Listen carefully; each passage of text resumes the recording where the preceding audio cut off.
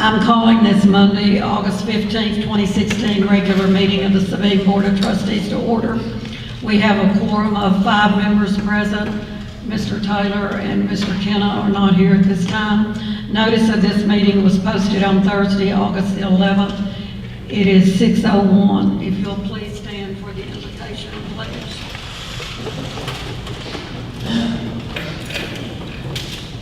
Our Father, we thank you for the blessings that have been ours. We know that everything small and great come from you above.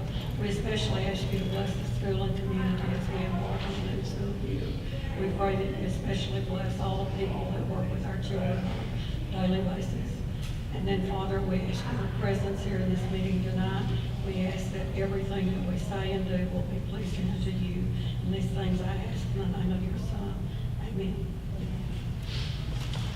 I pledge allegiance to the flag of the United States of America and to the republic for which it stands, one nation under God, indivisible, with liberty and justice for all. Honor the Texas flag. I pledge allegiance to thee, Texas, one state under God, one and indivisible. You may be seated.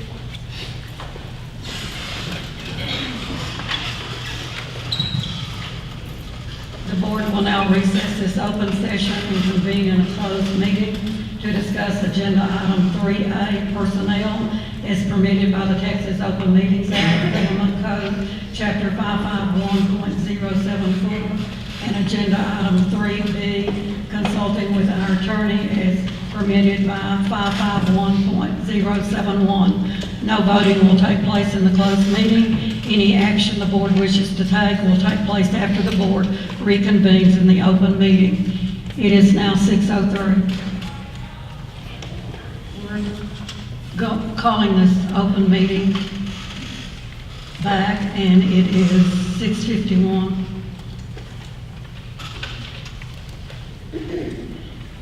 And we'll do action on items discussed in closed session. Okay, it'd be my recommendation that we employ Mr. I want to say it right, Boucher, as teacher/coach at our high school campus. I make a motion to hire Mr. Boucher for teacher/coach. Second. Franklin seconded that motion. All in favor, show of hands. And it is unanimous. We welcome each of you to our meeting tonight. We have reached the open forum session. This is the portion of our meeting where citizens can address the board. And if you've signed up to speak, we've had 2 tonight. You're the only ones who will be able to speak to the board. And the audience is here to observe and listen. No disruptions of this public meeting will be tolerated. Each speaker is limited to 5 minutes, and we hope that you will speak on a topic that relates to public education issues. Mr. Raymond will give you a signal when you've reached your last minute, and our first speaker is Mary Russell, and her topic is our focus.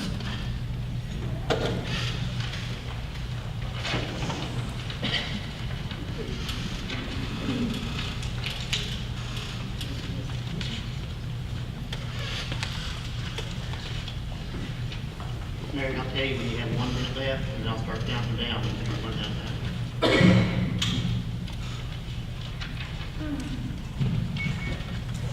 Thank you. My name is Mary Russell. Most of you know me, but for those who don't, I've been a resident of Liberty City for 16 and a half years, purchasing our home here on February 14th of 2000, 2 years after beginning as the business manager of Sabine ISD. My heart's desire took me from the business office to the classroom 5 years ago. So over the past 18 and a half years, I have supported Sabine ISD as an administrator, a teacher, a taxpayer, and most importantly, a parent, as both of my children graduated from Sabine schools, the eldest in 2007 and the youngest in 2014. My purpose in speaking tonight is to voice my continued support for this school district around which the life of our community revolves. First, let me say thank you to this school board for your service, all 7 of you. Serving as a trustee of a public school requires a significant personal commitment, and rarely are you given the gratitude for your tireless service that you deserve.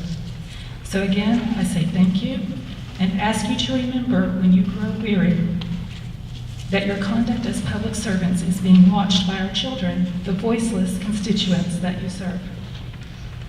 Second, let me say to the district staff at all levels, I believe we are daily involved in the most important task in this world, second only to parenting, that of preparing our students for a bright and productive future as well-rounded citizens who contribute to society rather than take from it.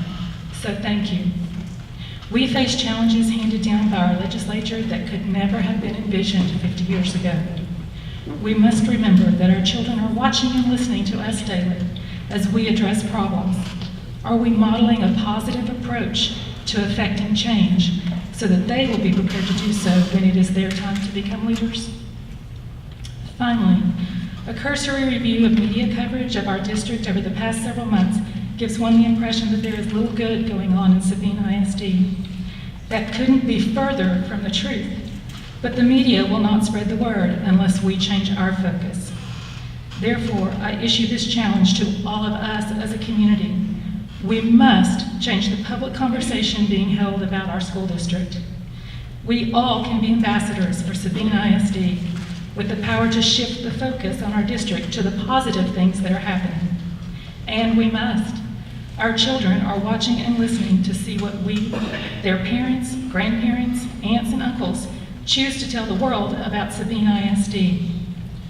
Choosing to focus on the positive does not mean we ignore the issues and the hard decisions that must be made. The board and administration must continue to tackle issues head-on and bring them to a resolution that ultimately serves the best interest of our students. We as a community have the power to change the individuals who play a role in those decisions through the democratic process if we so choose. In the meantime, for the sake of our children, we cannot let our focus be on the disagreements and discontent. The vitriol on social media does not change the minds of adults, but it does affect our children. They are watching and listening. They need to hear us talking about the truly great things going on in their school. Like any family going through difficulties, we should work through them behind closed doors, but present a united front to the world around us as we do. Most of us have experienced a time where we picked on our siblings or got picked on by our siblings, but woe to the person outside the family who tried to do so. We raise the shield and protect our family from those on the outside. That's what family does. It protects the young and inexperienced members from the issues they are not ready to handle and encourages them in the endeavors they are ready to tackle. We must do that for our children. Remember, they are watching and listening. So, how, you might ask, do we walk away from tonight's meeting engaged in a positive conversation? If you are not fluent in the language of school board agendas and trained to be optimistic, yes, optimism can be learned, and I highly recommend the book, Hard Optimism. It might be difficult to look at tonight's agenda and see where there could be something to shout about, so let me make just 2 suggestions. Agenda item 7B, new teachers, excited about their opportunities in Sabine ISD, will convene in a new employee luncheon tomorrow. They will be excited and probably a bit nervous depending on their level of experience, but you can be sure they will receive a warm welcome from the Sabine ISD family.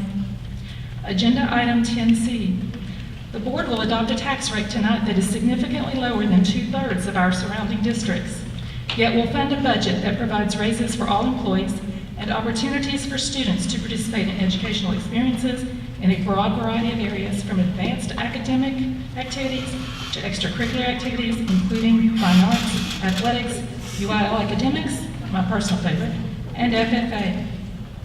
My time is up, so I will finish with this plea. Let's direct our passion and energy for this school district into showcasing what is good. To quote Price Pritchett in the book, Hard Optimism, life always gives us a choice. We can focus on what's wrong or what's right. Whichever one we feed our attention to will grow.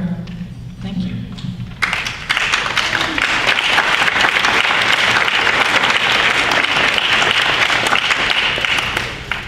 Thank you, Ms. Russell. And our next speaker is Dr. Arthur Morchat, and his topic is Actions of the Board.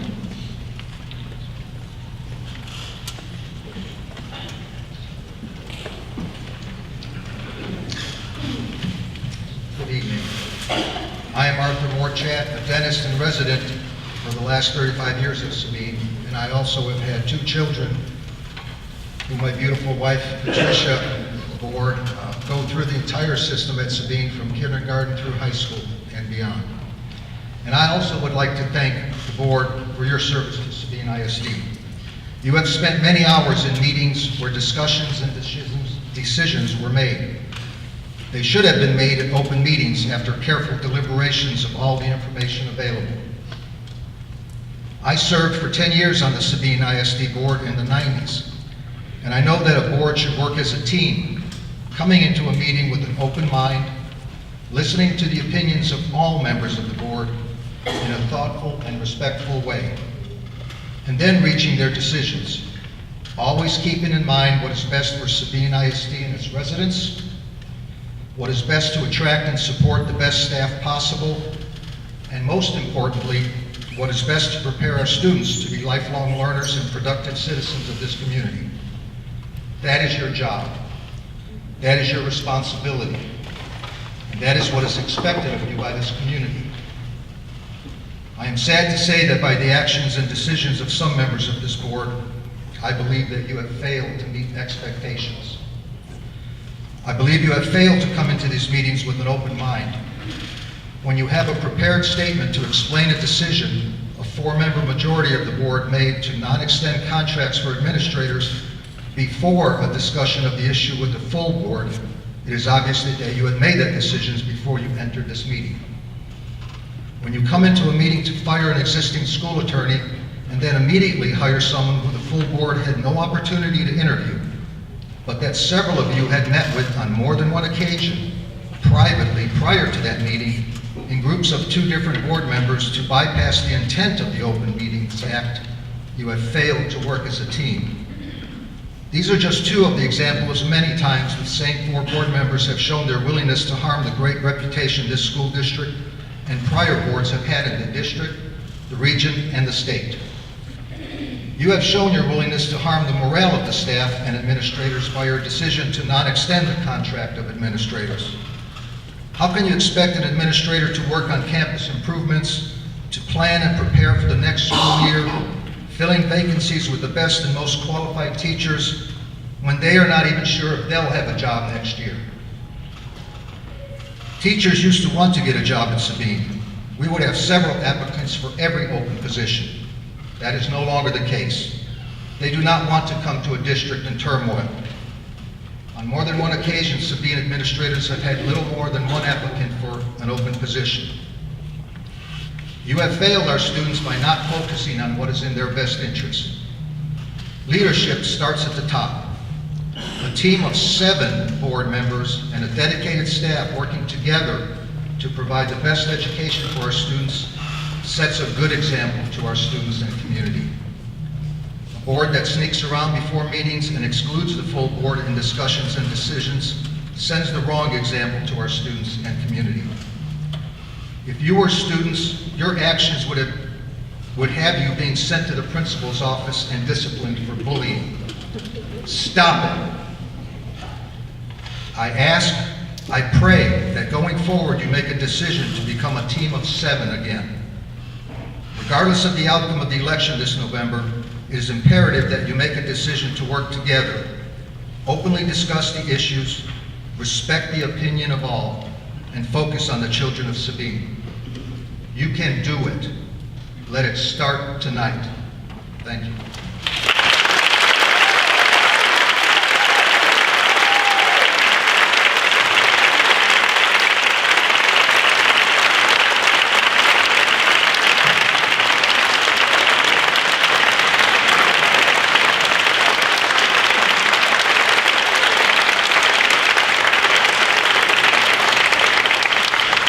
We have 3 information items, and Mr. Bryce will discuss the first 2.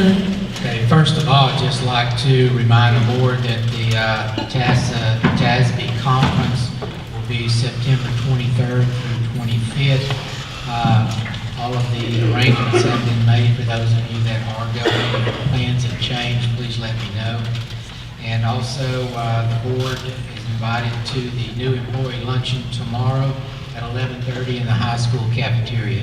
We'll have new employee orientation beginning tomorrow morning at 8 o'clock. 11:30, we'll take a break for lunch, and you're all invited for that. So exciting time for the new employees in the district, and it will give you a really good opportunity to meet all of them. Thank you. And the accounts payable, if there's any questions for Mr. Randall?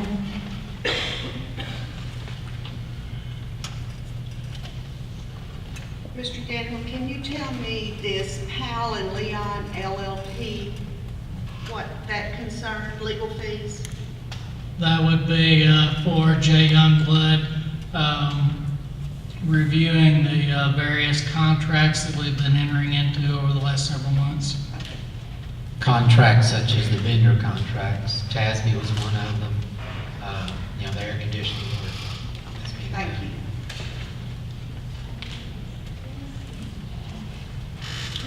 If there's no other questions, we'll move to the consent items. And the fourth one on that list, I believe that Mr. Rice or maybe Mr. Yandle might want to have some comments about the property casualty liability insurance. Yes, Mr. Yandel has information regarding that he received from the companies. So, Mr. Yandel, go ahead and take that. Okay. Approve the rest, and just. As we go You just forward. want discussion on it?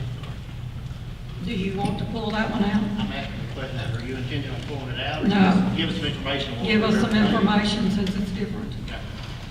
Go ahead, Mr. Yandle. You had in the board packet the analysis that I'd done of the two proposals that we had, one from TASB and one from Hibbs Hallmark and the Pete Consortium. The TASB proposal had a total premium of $87,535. The Hibbs Hallmark Pete proposal had a total premium of $74,354, which was about $4,000 less than what our premium was last year. It also includes a new type of insurance for our district called cyber liability insurance that we haven't had before, but as most of us can understand by reading what's going on in the technology world, it's becoming more and more needed. It's going to be my recommendation, as I put in the board packet, that we switch for 2016-17 to have our insurance through Hibbs Hallmark and Pete.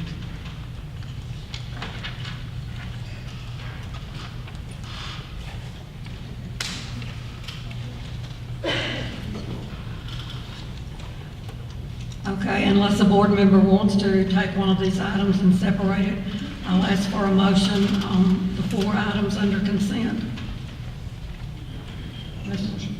Mr. Franklin, and a second. Ms. Pickle, and all in favor, show of hands. And the vote is unanimous. We've reached the discussion part of our agenda, and the first item is student handbooks.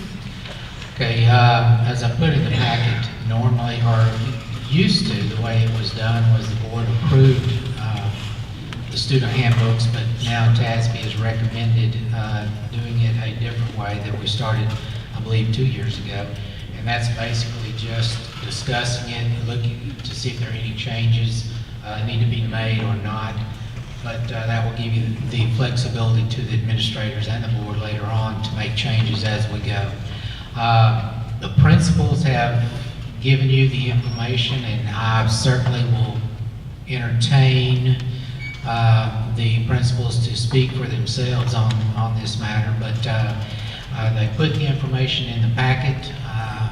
We'll start with the high school. Mr. Shawn, is there anything that you would like to bring to the forefront on changes with the high school student handbook? No, sir, it wasn't a legislative year. It's basically the same as last year. Okay, thank you. Mr. Mengendorf? Oh, we didn't make wholesale changes in it. We just took out the athletic part of it because athletics has been doing their own. And we also changed the cheerleaders to coincide with the changes that were made last spring.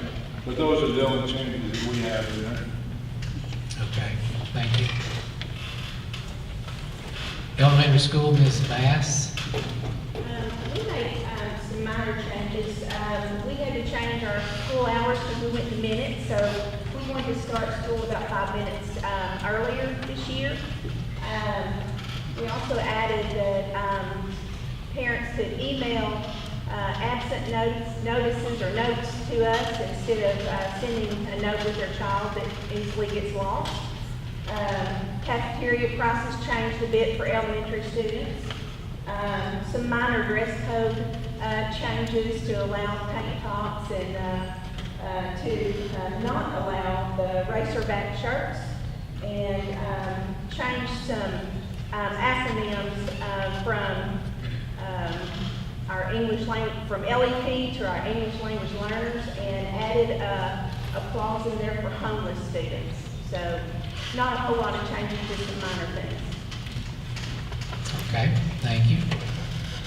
Are there any questions that any of the board would like to ask any of the principals or assistant principals regarding the student handbooks?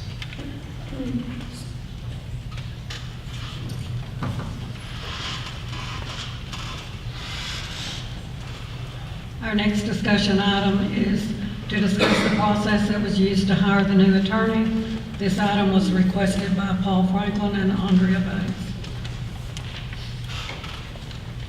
You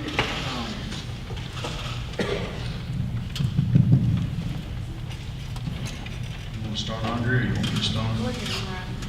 Well, I certainly didn't know that Dr. Morchat's speech was going to be what it was over, but the last meeting we had, we hired a new attorney, and you know, I read in the paper, like I guess the rest of you did, that we had 2 board members, in addition to Ms. Wright, that went and visited with him prior to that meeting. Now, we were certainly not told about that, so I actually set up a meeting with myself to go talk to Mr. Armstrong to find out for myself if that was indeed a fact.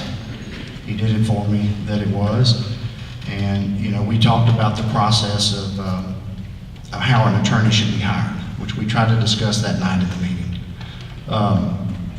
He did agree with me that we should have sent out a request for proposals, several different attorneys. We should have, you know, evaluated those proposals and then, you know, chose an attorney that way. But more importantly, first of all, we should have had a discussion amongst all the board that we needed a new attorney.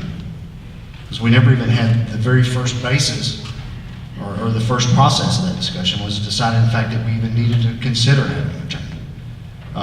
Myself, I was very disappointed in John Kenna and Rusty, the fact that you, while you're sitting in here, you know, both of you just said, I trust Ms. Wright's opinion on this matter. The brave thing would have been to have told us, look, we've already interviewed this guy, and we like him, you know. I mean, and not essentially been a coward in that sense, because that's the way I felt it was. And I think it was a disgrace to this board, the whole process. The attorney himself said that it was not done the right way. He wished, and he can speak on that, but he had wished it hadn't been done that way, so. Paul, I will,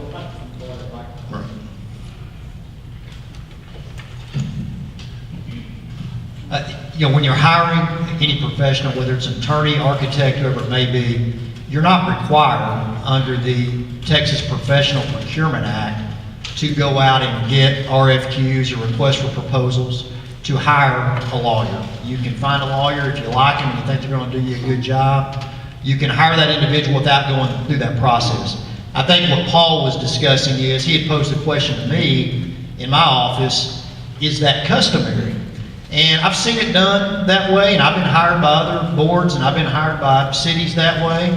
I think one thing I did tell Paul, and I'll say tonight, is one of the common ways that it's done is through a request for qualifications or a request for proposals, and I think that's what Paul was alluding to. So I just want to be clear that you know, what you did is not in violation of any law, and it's certainly permissible. But I think what Paul was alluding to is what he and I discussed, which is going out for requests for qualifications and requests for proposals is certainly something that the board had at their disposal. And the main concern is this, that y'all have been meeting with Mr. Armstrong. I guess the first meeting was sometime in February, and then there was meetings after that. And that y'all had made this decision over a course of however many months and never included the rest of the board on that discussion. And so I just think that that kind of stuff needs to stop. I mean, it's very destructive, and it's certainly not truthful by no means. I think Paul pretty much covered it all, but I do want to say that it's very disheartening to sit on a board that I'm supposed to be able to make decisions on based on information that's given to me, and I process it and I come up to my own conclusion. What happened with this lawyer put a lot of distress to me and some board members, because I was irritated the night that we hired him, how we hired him, could walk away with that, but then to turn around and read in a newspaper that people had already met with him and that people had said in this meeting they trust Martha. Well, I wasn't voted to be on this board to trust one person's opinion. I was voted to be on this board to make my own decisions. And if we're just gonna make decisions based on one person's opinion, then why do we need 7 board members? And so I just wanna say that I thought, whether it's legal or not, I thought that it was a really horrible way that we came about hiring our lawyer. I first of all didn't even know we were planning on firing our lawyer. I think, first of all, we should discuss that as a board, whether or not we did want to move forward and look into new legal counsel.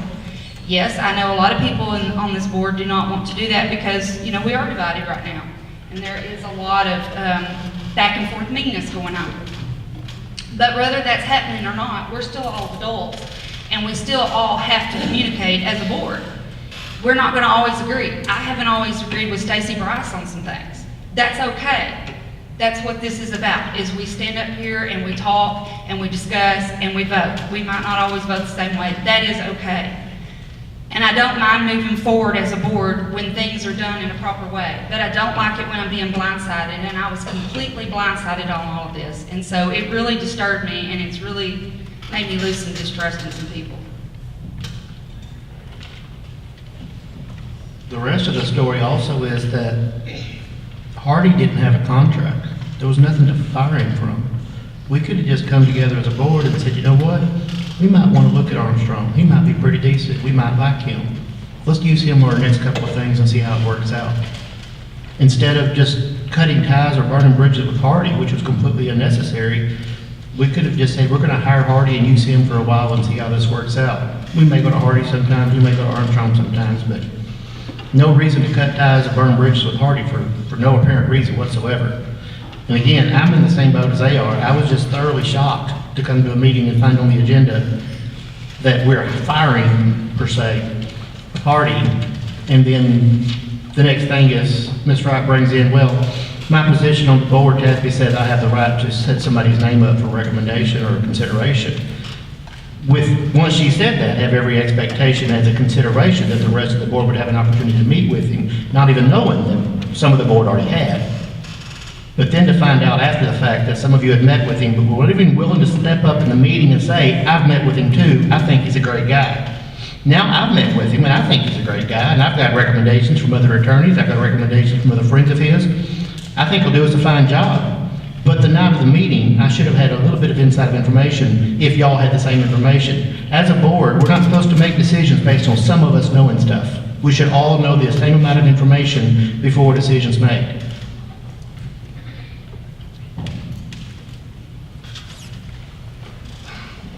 The last thing that I want to say was that night, you know, Rusty said that it was no different than the way Kevin had just recommended someone. But what we did do is have 3 proposals from someone. Kevin had reviewed those and then made a recommendation to us. And those people's names were available to us prior to the board meeting.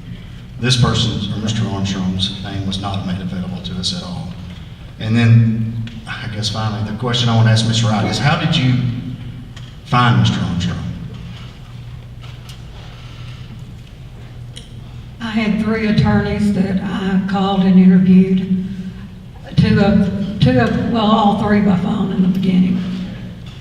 But how did you first find his name? You just found it from those 3 attorneys?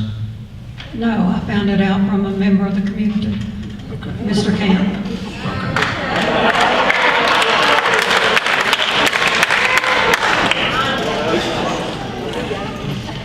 Mr. Armstrong, do you have anything you want to say?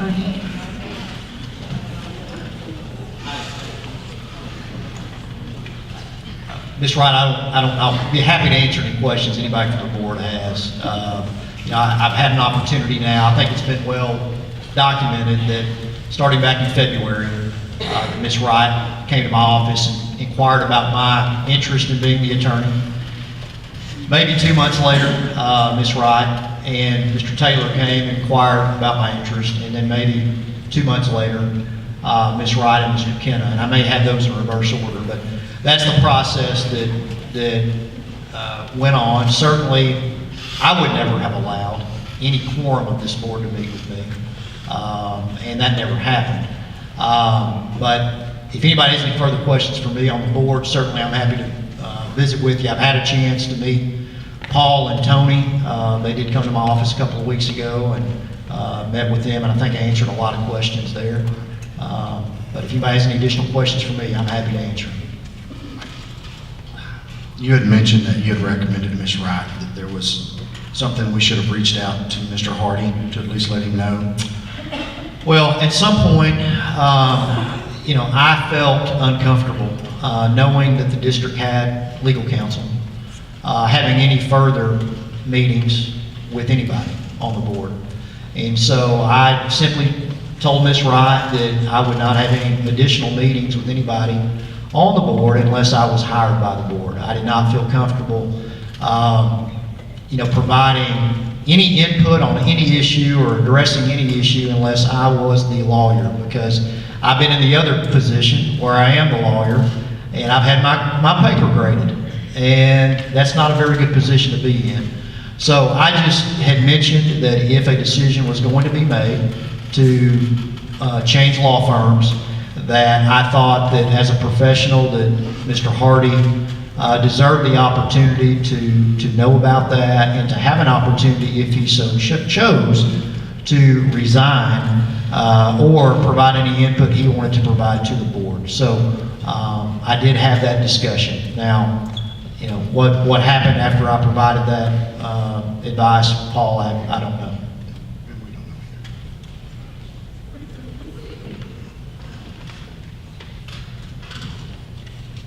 Any other discussion?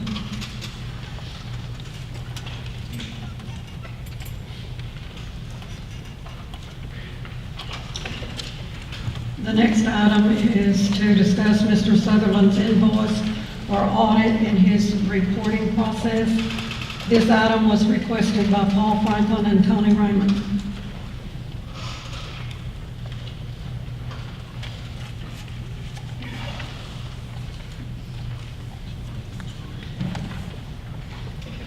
So we received an invoice with a single line item that said we owed $9,000 for work that was done in July. Work that was performed on an hourly basis with 2 different people at 2 different rates for various interviews, travel expenses, really who knows what, considering we have one line item. We received the invoice. With the invoice, it does say that it's due in net 10 or face the consequences. And he has even contacted Kevin since, after Kevin telling him we're not paying the invoice without detailed information, he's contacted Kevin to let him know that there'll be interest applied or late fees applied if it's not paid within the 10 days. Now, we talked to Armstrong about it, and he said, don't pay it. Kevin talked to Armstrong about it, and immediately, Mr. Armstrong said, don't pay it. But yet, we're still in this, we haven't got a detailed invoice to my knowledge. I received a different invoice Friday. I just assumed that Ms. Wright and Mr. Sutherland, Sutherland, excuse me, had visited, because he did send me another invoice Friday. It has 8 hours of work on 2 different days each for Mr. Sutherland and Mr. Day, and then 4 hours of work each on another day. Does the math work? Yeah, there's 2 days with 8 hours each, Those two people are doing it. 2 different rates. 300 for Mr. Sutherland and 150 for Mr. Day. And then 1 day with 4 hours each. Why was this invoice considered that we shouldn't pay it because of lack of detail when I'm looking at an invoice from another auditor and it has no... That auditor works on an hourly basis. We hired him per hour. We don't hire her per hour. We hire her for the job. We do not hire Karen Jacks on a per hourly basis. Sutherland works by the hour. That's why it needs more details. If I charge somebody per hour, I have to have a time clock to clock in and out so they know how many hours I worked. I just don't send them a bill at the end of the month and say, pay me. Karen Jacks is not an hourly employee. Sutherland is. We'll let Mr. Armstrong explain that to you. He explained it to us. I keep forgetting this thing. Can you hear me? Okay. When I got the call from Mr. Bryce that we had received the invoice, obviously there was some concern that it just had a line item with the number on it. He was concerned with that. I simply said, listen, if there's a concern, don't pay it. And that's why we're here tonight, put it on the agenda, let you all discuss it. I can't tell you necessarily what's standard in the industry. I do know, I mean, I'm a somewhat similar professional in that I work by the hour, and so I understand what Tony is saying. I think you all just have to decide tonight if you have a comfort level with the amount of information on the invoice or not, and then make a decision whether you pay it. But again, there's not necessarily a standard in the industry on how much detail needs to be in there or not. I think it's just a comfort level for you as a board to determine whether or not you think there's enough there to pay the invoice or not.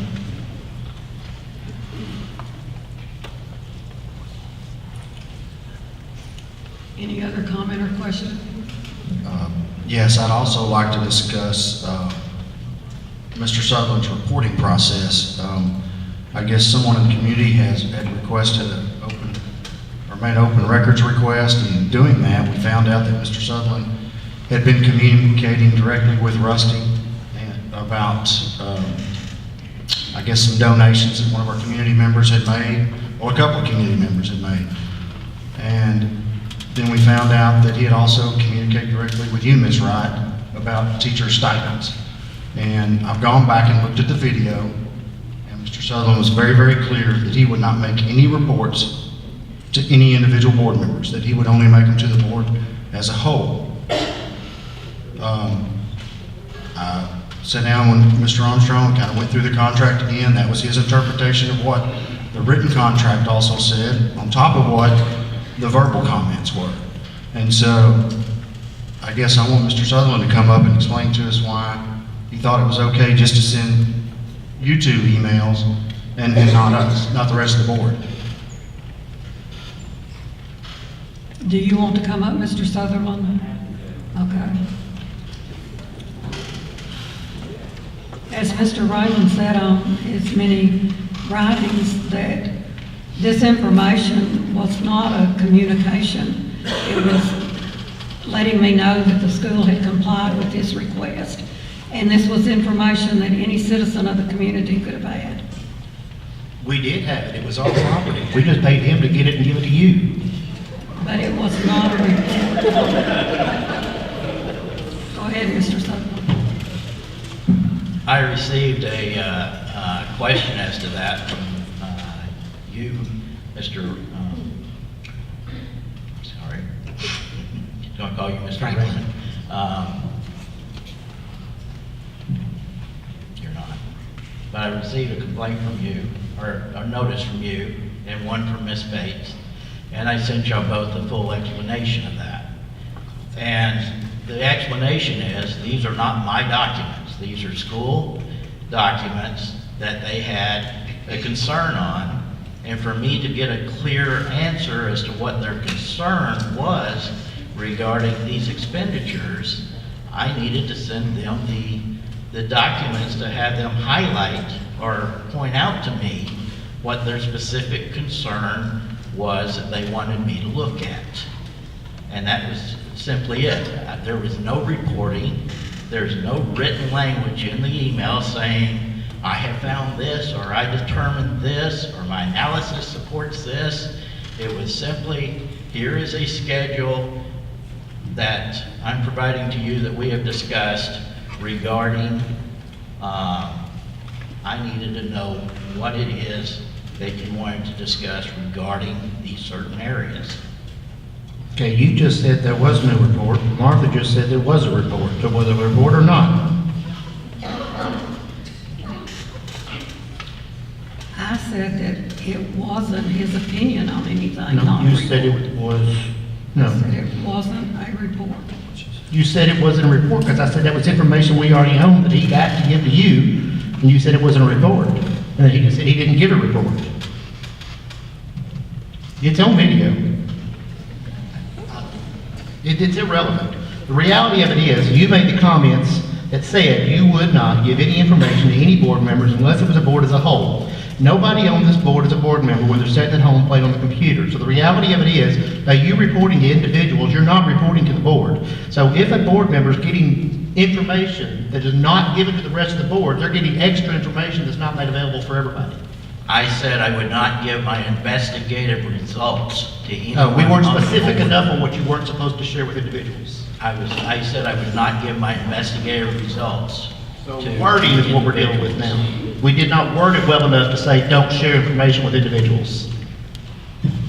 I don't remember you wording it. You asked me if I would be sharing. We asked you not to share with individuals, and you said you wouldn't. Now, the fact that you worded it in such a way to cause it to be okay is just your playing with words.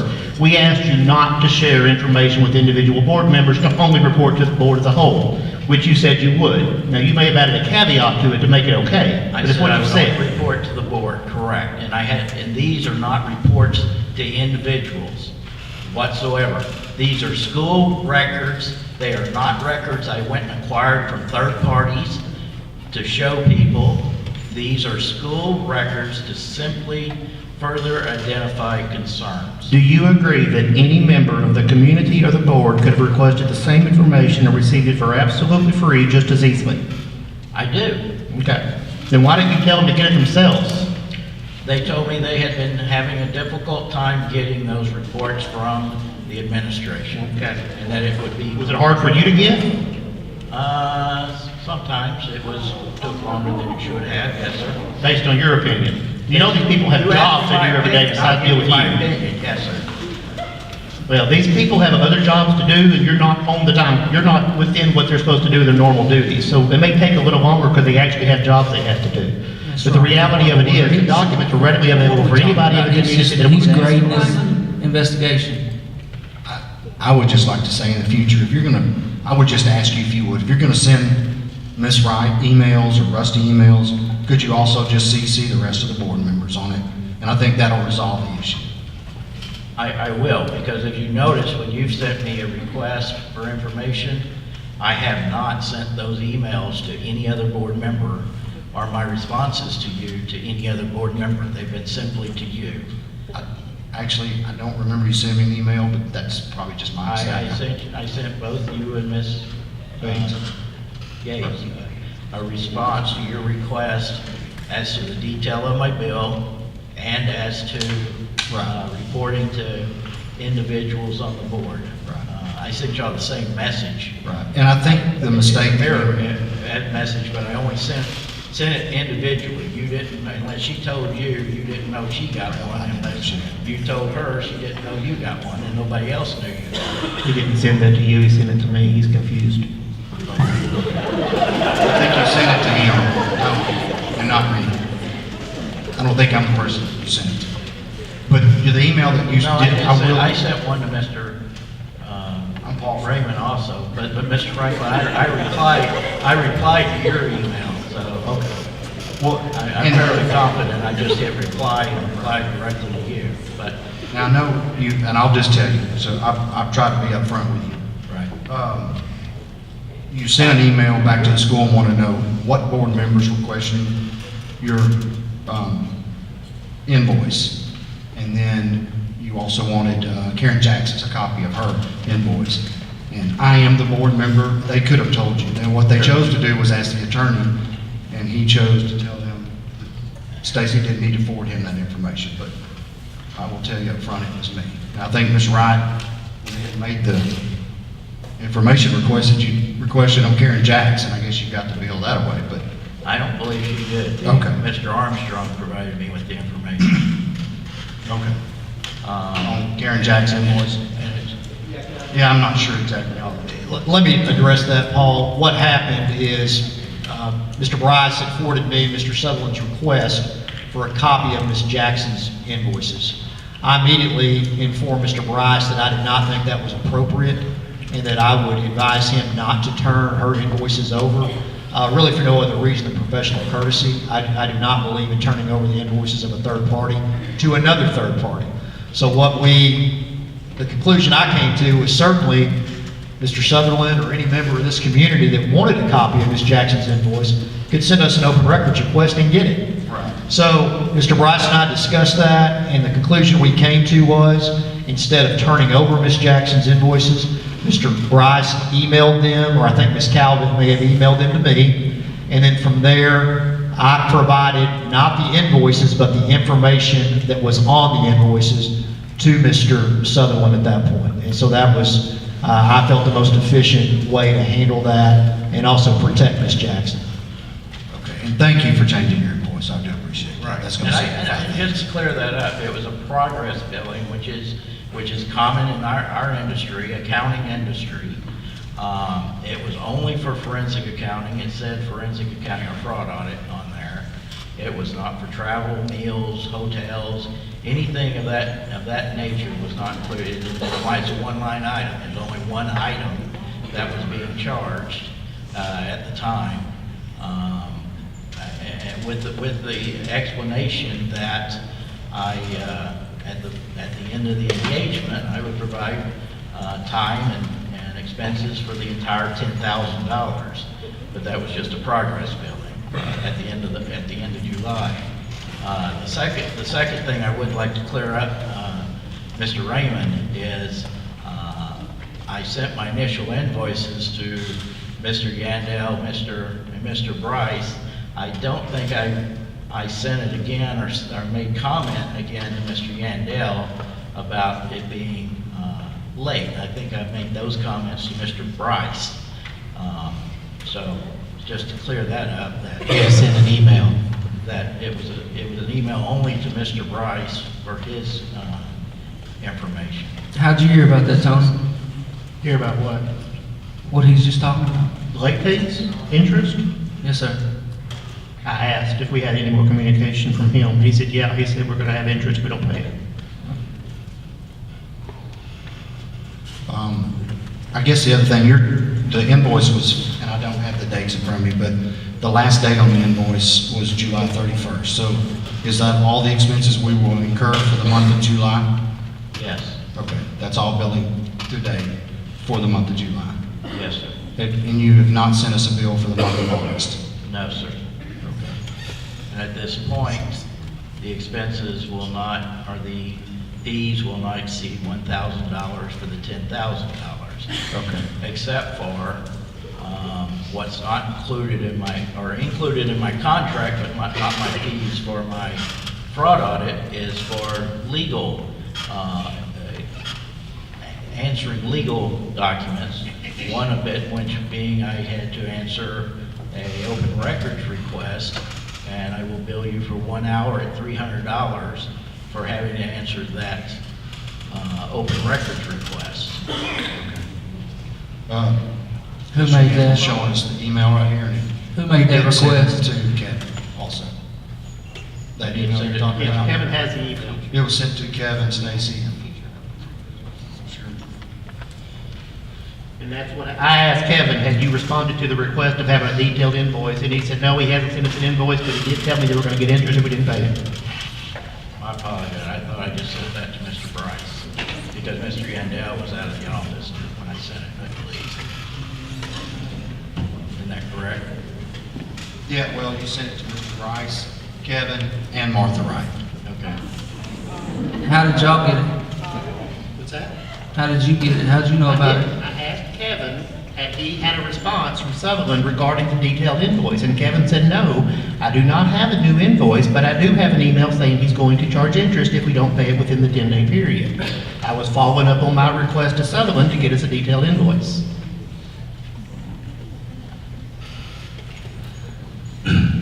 Paul, I'd like to say, in reference to what you were questioning, as far as my conversation with Mr. Sutherland on the donation, I absolutely question that. It had to do with a donation that I personally, my business had made, and it was to investigate me to make sure that there was no wrongdoing as it pertained to me and my business in the school, okay? So just to clarify that. And I didn't ask him to give me any type of correspondence. He sent it to me, I did not respond. Okay. I looked at it, I didn't see anything out of the ordinary, and it was just to make sure that I did nothing wrong. Well, thank you for your financial contribution. That's not why, you said something about it, Paul. I just questioned Okay. him why he sent you information. Thank you, Mr. Sutherland. Thank you. The next discussion item is contacts that, different ones of us at this table have had with TEAs. Mr. Bryce and I discussed this at one time, and he sent all of us an email explaining the contacts that he had had. But when we were discussing it, I had made note that Ms. Bates and Mr. Raymond had both told the local paper that they had been contacted, and that was not explained. So I wanted to hear from Ms. Bates and Mr. Raymond about the contacts they may have had. TEA contacted me, and they had some questions for me to answer based on something that a community member had complained about.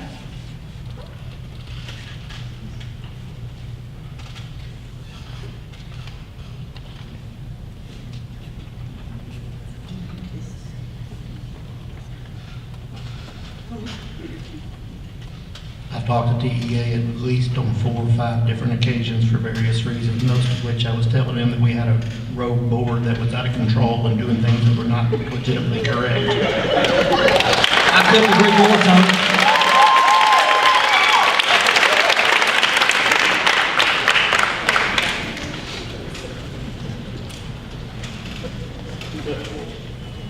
Did TEA make the initial contact, or were they responding to a contact No, you had they were made? responding to my complaint.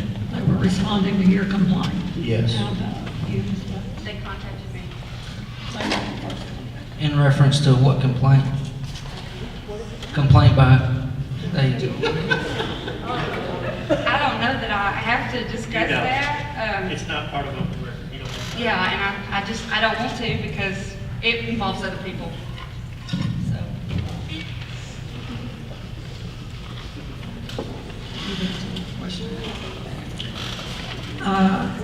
The next item is the closed meeting certified agenda, and I requested this item.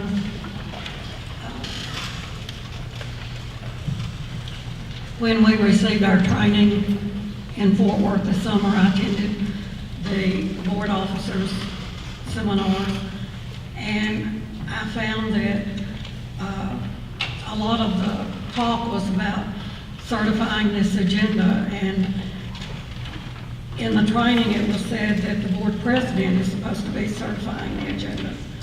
And I believe that here at our school that our board secretary has been certifying it. Is that correct? The closed meeting agenda. I guess that's what this is. so the person who's taking down the minutes is recording and signing it? Same person? That's my question, and it's an easy thing to correct. If that's what the law says we're supposed to be doing, then we'll start doing it that way. Do you want to speak to that, Mr.? I'll be brief. The law does require that, as you all know, we go into executive session. That session's got to be recorded either one of two ways, or documented one of two ways, either by audio recording or by certified agenda. My understanding is we keep a certified agenda. As a result of that, the certified agenda has to be certified as being true and accurate by the presiding officer over the meeting, which is the school board president. So in the future, if we want to make sure we're complying, then that certified agenda would need to be certified by Ms. Wright. But there was a second part of the training that I wasn't clear on. What happens to this certified agenda once it's signed off on as being true and correct? Well, you want me to answer that, or? Okay, I'm sure he knows too, but, and we might want to look at the policy, because to make sure our policy says board president instead of board officer. So that's just, something we need to check out. Because I looked at that and at one point it says board officer. So, Yeah, you're gonna have to be careful saying board president if the president's not attending the meeting. and also, what are done with the documents. Hey, what's that policy, Stacy? That policy that I you're don't referring to? recall off my head. I may have it up here, I can find it for you later. If I don't, it's in there. I'll go get it after the meeting. But I mean, you can look it up. You can look up the policy. He knows exactly Well, what I'm apparently talking you know about. what you're talking about. so I do know just- what I'm talking about. I don't recall the letters of the policy Oh. at this moment. Okay. As I was saying, the agenda for the closed meeting is filed in the vault, locked in the vault, in a locking filing cabinet in order of board meetings.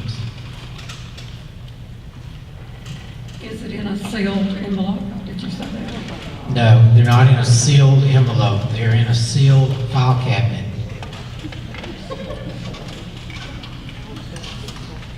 Is it possible that our policy is not in compliance with what the law says? I think anything's possible. I'm happy to look at our policy, and if I think it needs to be amended, I'll make that recommendation to the board, but I'm happy to look at it. But, the general rule is the presiding officer of the meeting, whether that's in a school board setting, the school board president, whether that's in a city council setting, the mayor. So, but I'm happy to look at our policy and check up on it. And I don't think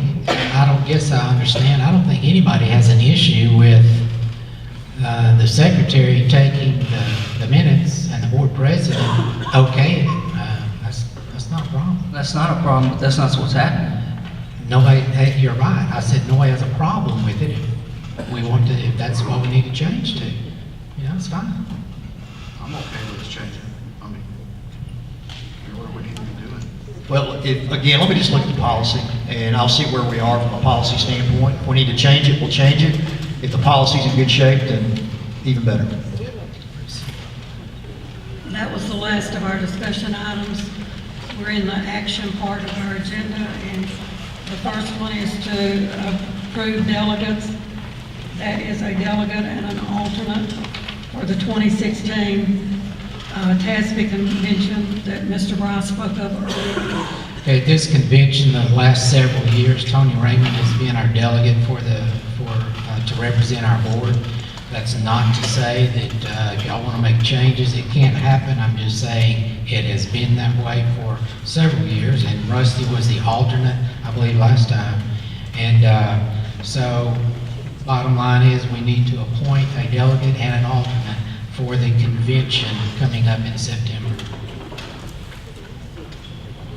Tony, how long have you been a delegate? 10 years, and I was alternate for 2 years prior to that.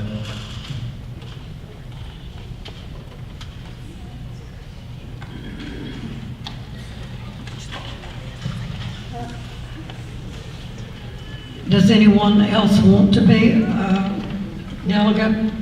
Do we need to take nominations?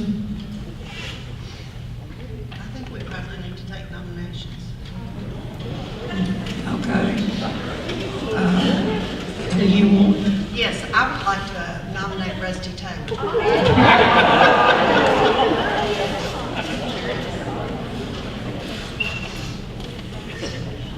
Do you know what it is you're nominating him for? Okay.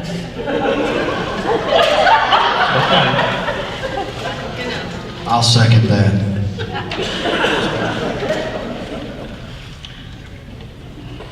Rusty has been nominated. Is there another nomination? I'll nominate me. Okay.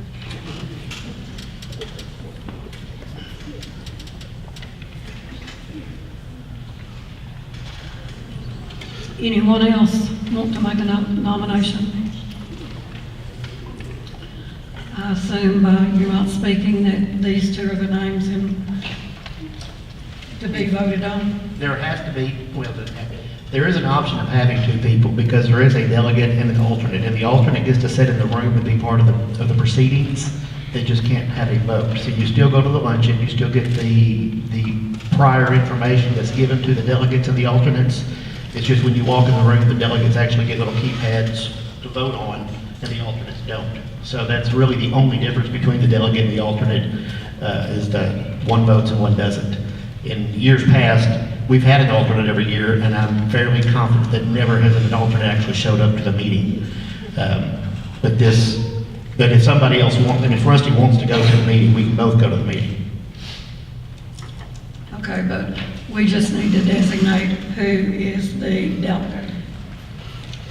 Okay, so all in favor of Tony to represent us as the delegate, please raise your hand.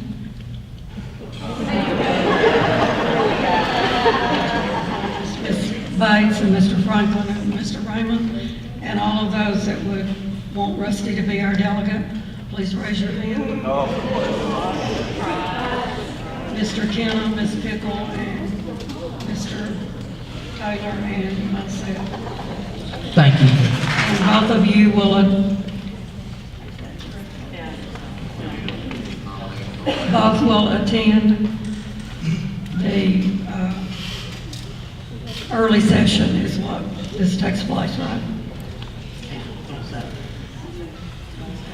It's about 4 or 5 hours on Saturday. You don't get to go to classes, you have to go to the delegate assembly. I'm not going to the convention this Yeah, I year. know. I've already been to training. Okay, the next one, Mr. Bryce has a list of appraisals. Each year, the board is responsible for approving the teacher appraisers in the district. In the past several years, it's been called the PDOS instrument that was used in the classrooms in most all districts across the state. There's been quite a change to the appraisal system for this coming year, and it's called the T-test, which is a totally different instrument, very technology-oriented instrument used in the classroom to appraise teachers. The process still is the same, though. The board does need to approve the teacher appraisers that will be using the T-test instrument throughout the school year. And the administrators are the ones that that you see listed have been to training already on this. It's a three-day training necessary for them to be trained in this and required by the state. All of these educators or administrators that you see listed have been through the training, with the exception of Mr. Sharp, and he is scheduled to go in 2 weeks for that training. So everyone on the list is trained for T-test. So it would be my recommendation to approve the list of teacher appraisers as listed, which are all of the principals, assistant principals, Ms. Thornton, which is our SSA director, and Ms. Yates. You've heard his recommendation. Is there a motion? Mr. Franklin made it, and a second. Mr. Taylor, and all in favor of approving these appraisers, show of hands. And it's unanimous. The next item is our ordinance setting the tax rate. And before Mr. Bryce and Mr. Yandel begin, the board member that desires to make the motion, we have it printed out for you. Mr. Yandel, you go ahead and begin with that. August is historically the month that we ask the board to adopt the tax rate for the district for the upcoming year because it's at the latter part of July that we receive our certified values from the appraisal district. This year, our certified values were more overall for the district than they were the prior year. So the tax rate that's called the effective tax rate by the state, which means it's the rate that we would adopt this year to raise the same amount of taxes that we raised last year, is just a little over $1. Since we are adopting the same tax rate for both the maintenance and operating and for the interest and sinking that we did last year, that effectively means that we're raising more taxes than we did last year. But the only thing that means is that the state requires us to put special language on the ordinance that you had in your packet that says this tax rate will raise more taxes for maintenance and operations than last year's rate. This tax rate will effectively be raised by 2.6% and will raise more taxes for maintenance and operations on a $100,000 home by approximately $26.33. So it's my recommendation that the board adopt the tax rate for M&O of $1.04 per $100 valuation and 26.143 cents for the INS. And Ms. Wright does have the actual motion that the state says that we have to word it because of the effective tax rate.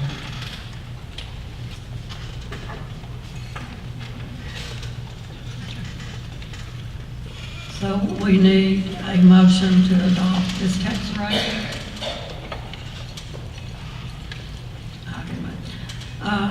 I will do this. I move that Sabine Independent School District increase the property tax rate by adopting a tax rate of $1.04 for maintenance and operations and 0.26143 cents for interest and sinking the debt service for a total tax rate of $1.30143. This is effectively a 2.6% increase in the tax rate for maintenance and operations. You've heard the motion. Is there a second? Mr. Crawford. And all in favor, please raise your hand. It's unanimous. Thank you. The next item is the approval of purchasing and financing 3 new school buses. Okay, during the budget process, we had talked somewhat about the need of purchasing some buses. And, the decision to pass the budget had part of that in it, which was if the board chose to finance some of this, then you also have the option of going to fund balance to purchase that either way. So that's kind of what we're looking at tonight. And we have Mr. Eaton here too, in case there are any questions regarding purchasing the buses. But we're talking about 2 full-size buses and 1 smaller bus to fill the needs of the transportation department, because we do have some buses that are getting many, many, many miles on them. So, Mr. Yandel, if you go ahead with this portion of it. Thank you, Mr. Bryce. The buses that were available back in June, Mr. Eaton had found that we based the budget on to make the payment if the board elected to finance the purchase. All those buses are now gone. In visiting with the company that Mr. Eaton has found for us to get the buses from, It's found that these used buses that we are wanting to get, when they come on the market, they're snapped up, real quick. So the buses that were available back in June are long gone, and buses that were available 2 weeks ago are probably already gone now.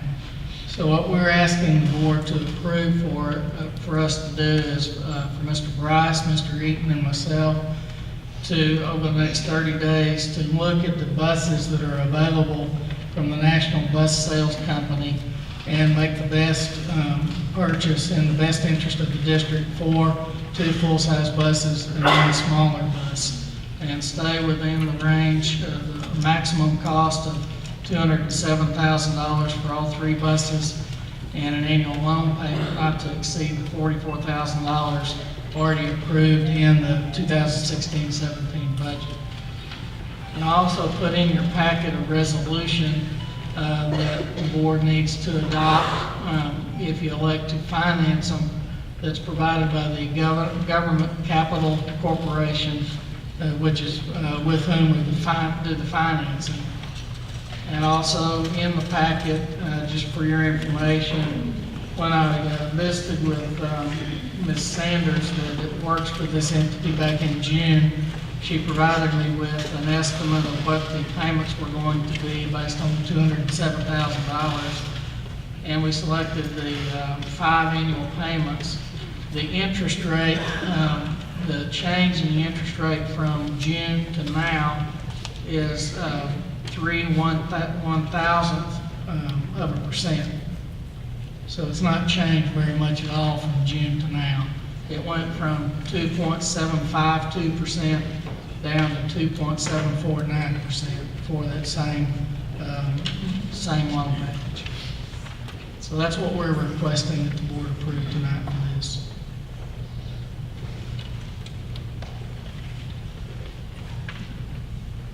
Any questions for Mr. Yandel or Mr. Bryce about the buses?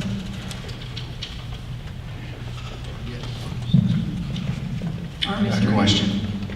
I guess it's Mr. Armstrong's here. We've had quite a few discussions about how we purchase things, and this is very typical of the process right here. Do you see anything wrong just at first glance with this process? No, for a couple of reasons. One, if it's an item that's been budgeted, then that certainly gets us way down the road, Paul.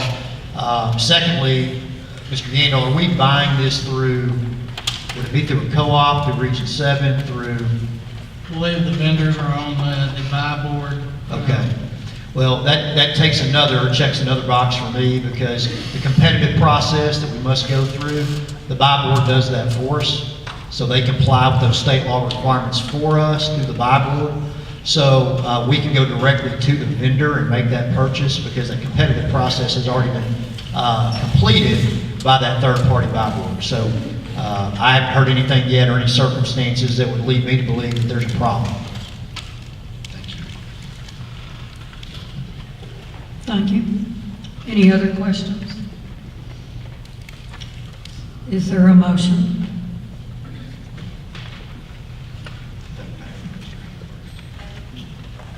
I'll make the motion. Okay, we have a motion by Ms. Pickle and seconded by Mr. Franklin. All in favor, please raise your hand. And it is unanimous. The next item is similar but different. The clerk considering purchasing a van. Okay, what this is, all of you have noticed the Cardinal van, box van that we have, or I would say used to have, because that carried all the band equipment to football games and various other equipment all around East Texas. But anyway, that vehicle was involved in a wreck last spring, as the band was traveling to Austin for state, in fact. So that vehicle was totaled, and so we're looking at replacing that is what we're looking at. So Mr. Yandel, go ahead and give your information there. Thank you, Mr. Bryce. Again, I've relied on Mr. Eaton's expertise, combining with visiting with Mr. Handorf to make sure that the van that we're going to acquire meets the van's needs. He's gone through 3 different vendors who are all on the buy board list, and has selected Southwest International Trucks, and has found at least 3 different vans that are possibilities for us to purchase. The most expensive one would have a cost of $45,000, but I visited with Mr. Eaton today when I got back into the office, and he had just received a communication earlier this morning of another van that had become available that had a cost of around $37,500. So there's several options that we have available through this company. Unfortunately, this one will have to come out of fund balance because it has not been budgeted. We received all of $4,225 for the old box van, and Mr. Eaton couldn't find another one for that. At least not one unless it was 1993, like I believe our old one was. So our recommendation for this is to do basically the same process for the box van that we asked for related to the 3 buses, is to allow Mr. Bryce, Mr. Eaton, and myself to look at the options that are available, consult with Mr. Handorf, make sure it meets his needs, and then make the purchase of the van that we feel is in the best interest of the district. Do we have any questions for Mr. Eaton or Mr. Yandle or Mr. Bryce about the purchase of the van? And on both the buses and the box van, what I'll do is, since we don't know right now what the cost is going to be, once we make those purchases, if we get it done in time for the September board agenda, we'll have a budget amendment on there to add the budget for those items into the 16-17 budget. Is there a motion? Mr. Kenna, and a second. Ms. Pickle, and all in favor, please raise your hand. And it is unanimous. The next item is item F, approve adding 5 sick personal days for bus drivers who hold another job in the district. I'll let Mr. Yandle talk about this, but what we have had in the district in the past is we have employees that may be teaching in a classroom and driving a bus also, a bus route also, or they may be custodian and also drive a bus route and those kind of things. And if they're strictly a bus driver, of course, they get their 10 days, you know. Well, if they hold 2 jobs, teacher or custodian or whatever, and a bus driver, they are penalized or they don't receive payment if they have to be out one afternoon. They may be there all day, but then don't get to drive a route because maybe they have a teacher conference or something. So it's kind of an incentive for those people to give them, award them 5 days, sick days, so to speak, that they could take without being penalized. But I'll let Mr. Yandle go ahead and cover a little bit more. I think Mr. Bryce has said most of what I'd say pretty well. These would be local days and not state days that we would be adding to them, would be local days.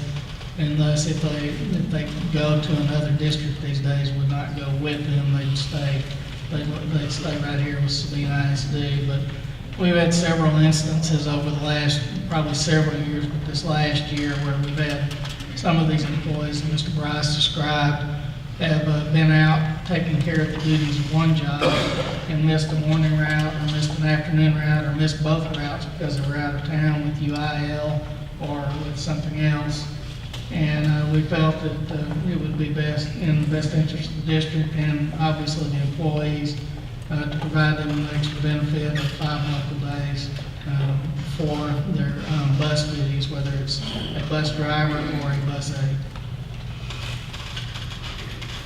Is there any caveat that they have to be attending a school activity or school event to miss their bus route that calls them to be allowed to be off? Or is it, they can just call in sick and not drive the bus and it's okay? Well, it would be addressed just like any other. I'm just asking, Yeah. there's no caveat in the policy that says it must be a school event. No, it would be addressed the same as any other sick personal day. So as the policy currently stands, if they're somewhere else in the district, we're docking them currently? We're docking their pay? No, not so much that. You know, what he's talking about, if Mr. Eaton is short on bus drivers to go on a UIL trip during the day, and they're a bus driver, they would get penalized. You know, some are gonna have to make a choice. We don't want that happening at all. We don't want them penalized. Now, if they... Are we penalizing them currently? Well, no, we're trying to keep around that, what they're being penalized But we're on. not currently penalizing them. If Yes, we are. they are sick or something like that, yes, they do not get a But sick not day. for, not, what I'm trying to get at, Stacy, is if they're over here working for the district, we're not docking them here. No, we don't penalize them for that. But So where this they is do just get- adding in 5 extra days. Yes, in case they're sick. Right. If they're a teacher and they're. But we are sick. not currently docking them. Yes, we're currently docking them If unless they're they're going on to the another UIL school trip. Yeah. Unless they're on another school trip. Then no, we don't, because we pay them the. That's what we're the talking about. highest of the two. But that's what we're talking about. What Stacy's saying is that we're not docking them because we're paying them for the job they're doing, but they're not being paid to drive the bus, which is a lower paying job. So if they don't drive the route, they're not getting paid to drive the route because they are attending a band concert. Right, I And this- understand that, Tony, okay. but you're telling me that. Right now, we're docking them. I'm shaking my head, yes. If they don't drive the route, they don't get paid. The new policy would be, if you miss driving the route because you're at a school event, well, actually, it doesn't have to be a school event. If you miss driving your route, you've got 5 days. That's the new policy. Old policy is you don't get paid for not driving the route. I was asking Stacy. Yeah, okay. They will be docked unless they're on another school trip. They will be, but they're not currently. Yes, they are currently. Okay. That's what I'm saying. Currently, they would be docked unless they're on another school trip. Unless they're on, but if they're on another school trip, they're not being docked. Right. Okay, well, that's the whole deal. And the way you're presenting it is that we are currently docking them If they were sick. if they were sick, not on another. If they were sick If or they're, had a if they're doctor's completing another appointment. duty for the school, they're not being docked. Say that again? If they are working for the school in another capacity, they are not being docked right now currently. If they teach school and they have a doctor's appointment Mhm. at the end of the day. Right. And yes, they are being docked. I understand by that, but not if they're driving the bus for the athletic team. Correct. Over here. Correct. They're not being docked for that. Correct. Okay.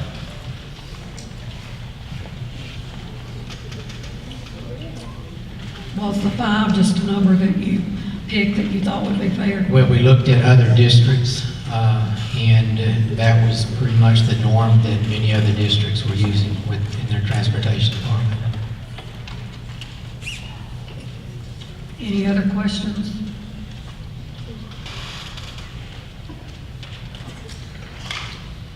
Is there a motion to accept this new policy? Mr. Franklin, and a second, Mr. Raymond. And all in favor, please raise your hand. And that was Mr. Kenna, Ms. Pickle, Ms. Bates, Ms. Wright, Mr. Franklin, and Mr. Raymond. And all opposed? Rusty Taylor. The motion passed. The next item is item G, approve DNA policy, the Texas teacher evaluation and support system. Okay, now that we have a new teacher evaluation system, the policy in our local policy needs to change. TASB has rewritten that policy for us there, and it is local policy DNA, and basically that language has just simply replaced the PDOS that was in our policy prior to this year. So it's a different name. With a different name. You will also see the legal part of it in Update 105, which will be done in September.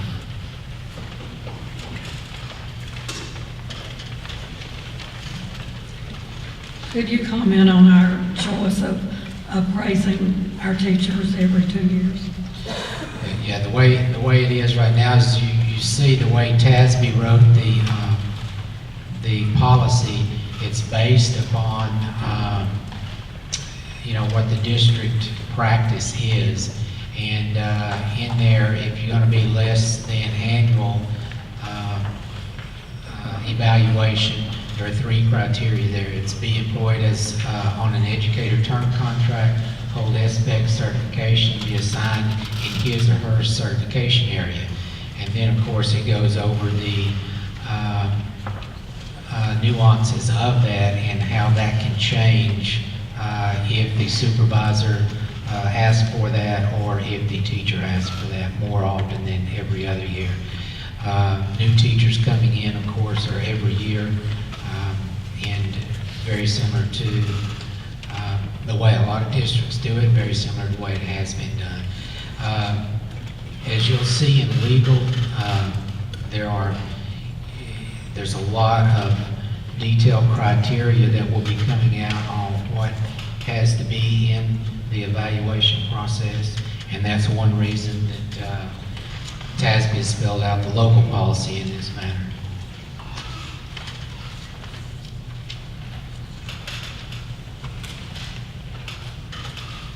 Okay, is there a motion to accept this local policy? Mr. Franklin, and a second? Okay, Mr. Franklin. And all in favor, please raise your hand. And it is unanimous.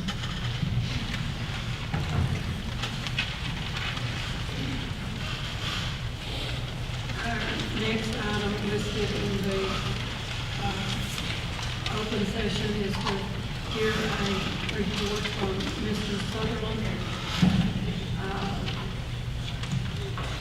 Ms. Wright, I've had a chance to look at the agenda, and we have a section at the bottom of the agenda that allows the board at any time to go into executive session if there's an item on the agenda that is allowed to be discussed in executive session. I've looked at item H, the fraud audit report. I believe it meets those criteria under 551.071 of the government code. Under that particular exception, we can go into executive session to discuss any item in which my legal advice may be necessary, or any item that may pertain in some way to contemplated litigation. I think this particular agenda item meets those exceptions to the open portion of the meeting. My recommendation would be that we go into executive session to discuss this item. You've heard the attorney's recommendation. Is there a motion to that effect? I move that we adjourn to executive session to discuss this item. Ms. Pickle has moved. Is there a second? Is there a second, Mr. Kennedy? And all in favor of doing this in closed session, please raise your hand.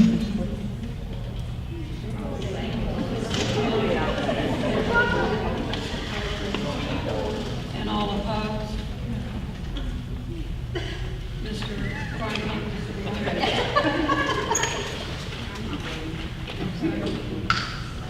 Two opposed and one abstention.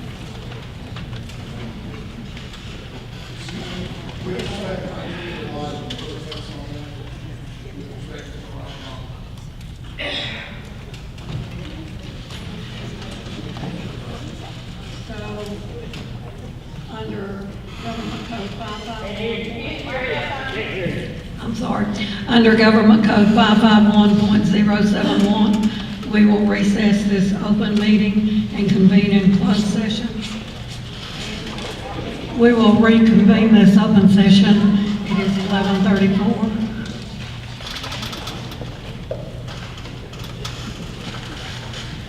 And the next item agenda is I approve additions to the website to improve school district transparency. I asked for this, and one of the things that I wanted to ask about is, what are our reasons again for taking the board packet from the school's website? Why did we do that? Well, originally, I mean, again, that's where it was supposed to be posted. That's what was discussed way back before you were here, I guess. But anyway, it makes no difference where we post it. If, you know, as far as I'm concerned, I don't see it. I don't see the difference. Post it, you know, we can post it any place on there. The main thing is y'all have access to it, and the easiest way to get to it. It makes me no difference. It's y'all's information, and so that's how it's posted. But the public doesn't have access to it. Well, this information is designed for board members to have all the information. If you want everybody out there to have the information, then we can just email it to everybody or post it on the website or whatever. It makes me no difference, is what I'm saying. It really doesn't matter. That discussion on where to place it had taken place earlier, but that's, I mean, it doesn't matter. I mean, if you're saying this is a me decision, no, but let's just get it where everybody wants it and leave it there. Well, who did decide it then? The board didn't. Well, if you'll remember discussions earlier when we first did it, there were reasons to put it in several places. Again, whether it's you or all the board members, it doesn't matter. Let's say where we want to put it and put it there and leave it there and be done with it. I think I can add a little bit to this. At some point, I asked that we stop the process of printing out the entire board packet on paper. And Mr. Bryce would deliver it to everybody's home. I think John probably remembers that. We would get a printed board packet. Tony remembers. We're probably the only three that remember that. At some point, I just thought that was ridiculous that you could just email it to us. So I think that is how that part evolved. And it doesn't matter to me. If we want to post the whole thing on the school website, we can vote and do that right now and move on. Well, yeah, you don't have to vote on it. I mean, we just do I it. think what happened though, when, am I on? Yes. Okay. I think what had happened was initially, as Paul says, when I got on the board, Tracy, I'm pretty sure, maybe before Tracy, it was before Tracy. Probably Karen. Karen used to drive to board members' houses and deliver board packets. And at that time, we had a sort of a website. But I told her back then, I said, this is ridiculous, you don't need to drive to my house. We'll just figure out something else. And then soon later than that, it was, okay, you can just email me the document.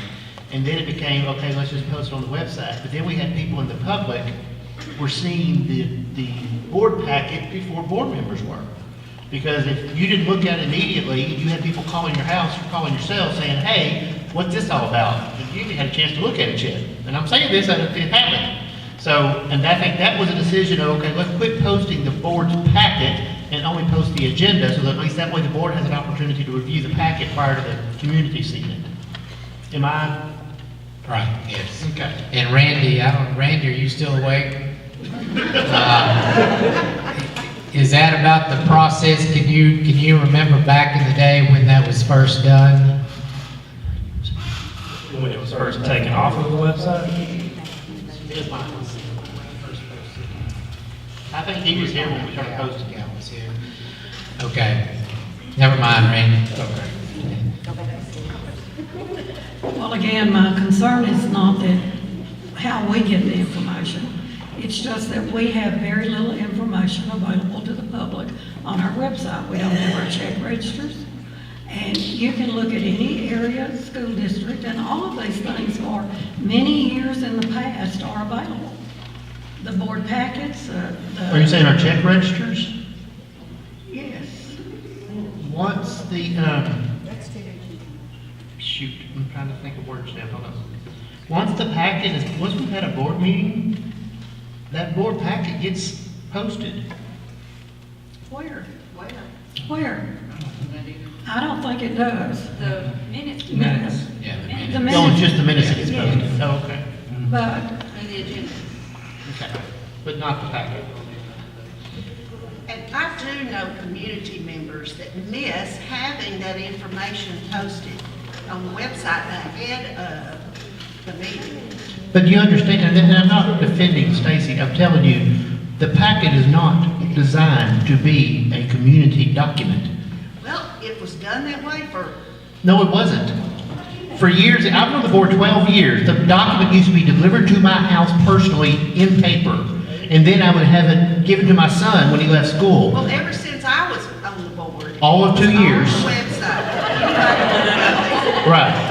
But it's not a community document. It is a board document for board members to use. And then once the meeting is over, that document is now open records But material, but it's not meant to be for the public. It's meant to be for the board members. But Mr. Raymond, the newspaper gets it. Is that The correct? packet. He always does an open records request to get his information. But I don't think our citizens should have to do an open records request to get what the newspaper has, or what we have. You may need to look at your packet a little bit quicker, but this information is about, should be available to the public. It is In my available to the opinion. public. I'm not discounting the fact it's made available to the public. I'm just telling you the reason of where we're at today. Okay, but it is not available any longer because we removed it from the website and we haven't put it back. That's my contention.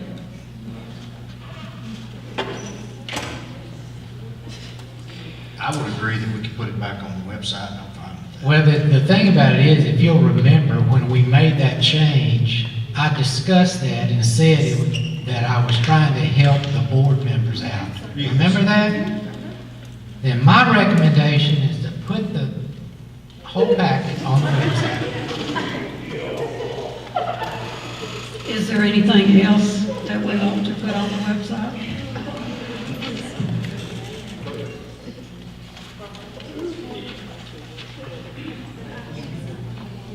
Well, that brings up something else, these required internet postings. How many of those links are active? Yeah, I looked at those also, and Randy and I had discussed that, and there are some that are not active, some that are not up to date. Many of them are, but some of them are not. So that's just something that we'll have to make sure that it's all there when, as soon as possible. What links are you talking about? Of things like, if you updated campus plan, links like that. When you go to the news section, the required internet postings, there's a list of things that are They're required. dead links, is what you're saying. Yes, there's nothing there.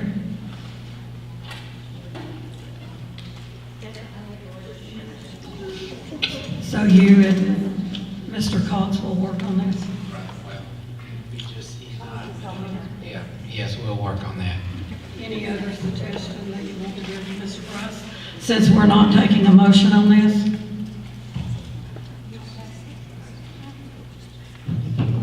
I would like to see us fill in the gaps in our board bulletin, that some of those are missing. There's an agenda there, but there's not the minutes printed. And if we do the board packet, that will include the check register, but you know, if the check register were isolated, it would be easier for people to look at it. Any other comments? Any other questions? Are we gonna do away with emailing board packets? No, we don't. We don't. I personally like them emailed. I don't That's like having fine. to go to the website and look up my, I like that it comes to me. And I will continue that. We can do both, is what we're saying. We'll do it both ways. We can start delivering back to your box. Item J, approve school's general counsel to review all public information requests and documents prior to release if they pertain to the forensic audit. Question or discussion on that? Just remove that last phrase. Okay, so if we hear a motion, Mr. Raymond suggesting that the last phrase comes off of it, that he will review all public information requests and documents prior to release. Is there a motion to that effect? I'll make a motion. I second it. Mr. Taylor and Ms. Pickle, and all in favor of that, please show by hands. And it's unanimous.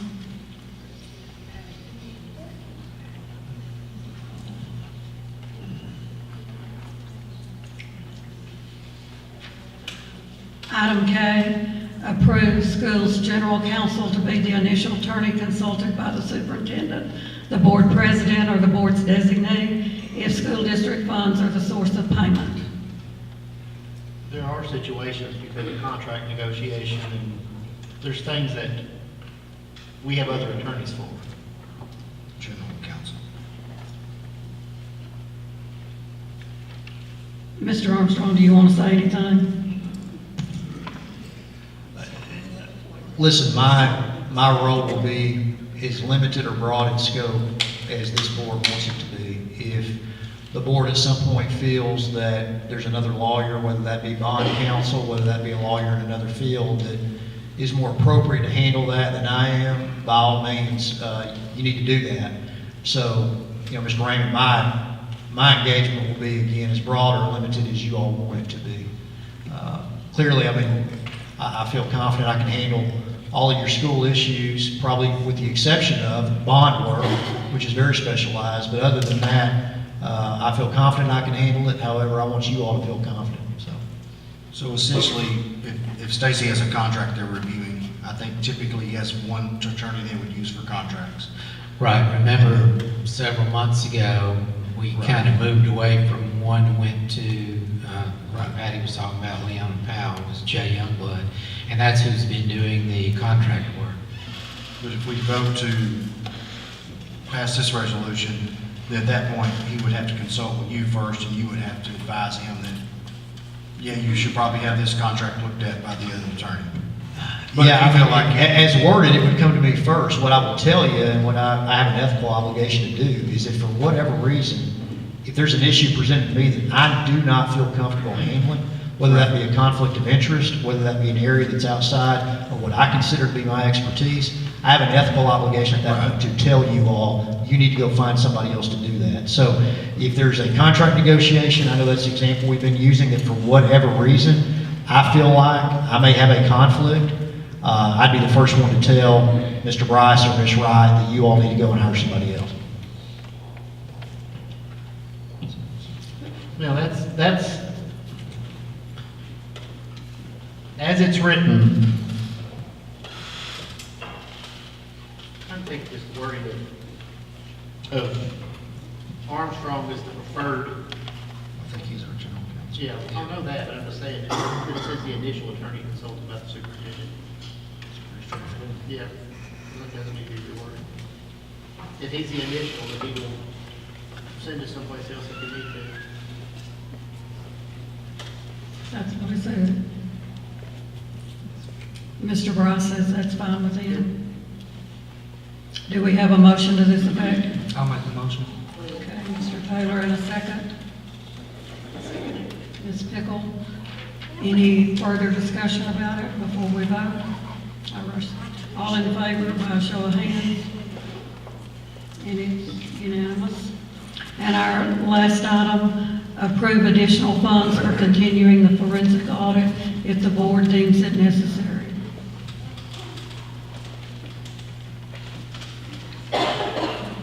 Is there a motion to that effect? Yes, I'll make a motion to approve an additional $20,000 to continue the forensic audit. Is there a second? I second it. Is there discussion before we vote?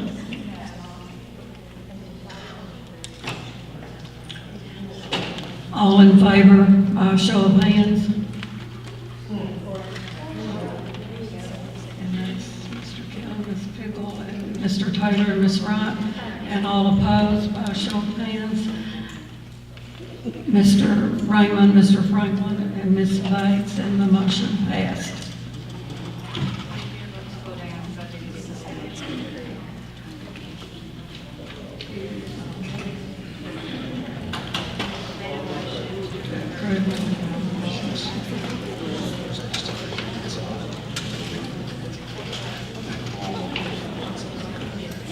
Mr. Kenna, would you repeat your motion for Ms. Bates?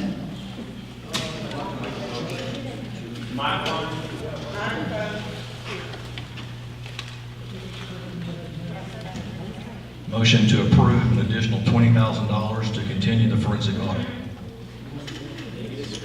And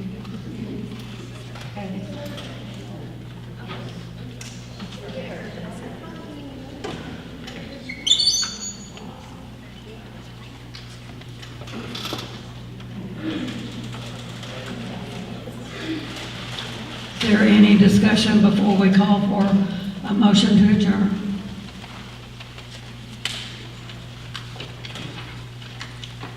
Okay. If there's no further business, then this meeting is adjourned at 11:50.